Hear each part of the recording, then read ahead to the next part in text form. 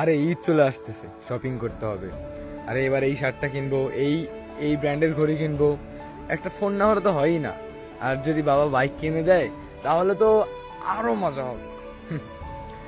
পাঞ্জাবি কিনবো, শু কিনবো, জুতা কিনবো, চুলের কাটিং দিব ভালো করে। আরে ভাই, এগুলো আমাদের মতো মধ্যবিত্ত ছেলেদের জন্য না। আসলে কি জানো তো, যত বড় হচ্ছি তত কেন যেন ঈদের আনন্দটাই মরে যাচ্ছে। আস্তে আস্তে বাস্তবতা এসে দরজার মধ্যে খিটখিট করে আওয়াজ করতেছে। আসলে ঈদের আনন্দ যে নেই তা কিন্তু একদম ভুল।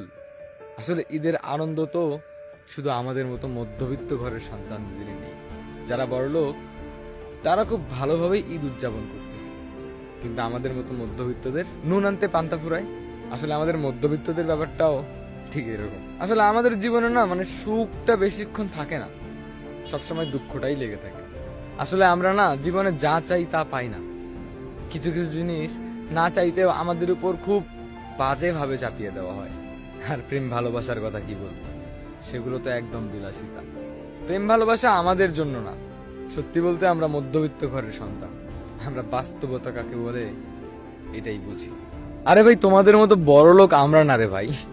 আমরা যদি মানে একটু যদি কিছু না করি না, তাহলে যে বাবা মা জন্ম দিছে সেই বাবা মা আমাদেরকে বলে তোর মতো ছেলেকে জন্ম দিয়ে আমার ভুল হয়েছে। আপনি যদি একজন মধ্যবিত্ত ঘরের সন্তান হয়ে থাকেন তাহলে একটা শেয়ার করে দিবেন।